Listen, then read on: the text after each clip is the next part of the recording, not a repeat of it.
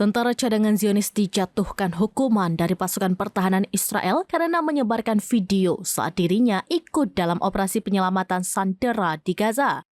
Tindakan tersebut dianggap melanggar prosedur dan kode etik IDF saat menjalani misi. Media Zionis Time of Israel melaporkan hal tersebut pada Kamis 25 Juli 2024, namun tidak mengungkap identitas tentara yang dimaksud. Media Zionis hanya mengungkap bahwa tentara itu merupakan prajurit cadangan IDF. Ia telah disidang dan didakwa untuk menjalani hukuman selama 10 hari di penjara militer Israel. Selain itu juga dipecat secara permanen dari dinas kemiliteran.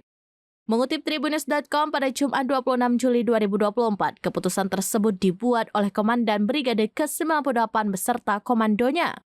Sebelumnya diberitakan prajurit cadangan Israel dengan sengaja menerbitkan rekaman dari operasi untuk menemukan jenazah sandera pada Rabu 24 Juli 2024 lalu.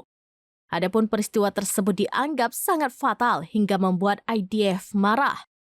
IDF menganggap perbuatan tentara cadangan itu membahayakan keamanan pasukan serta merugikan keluarga para tawanan.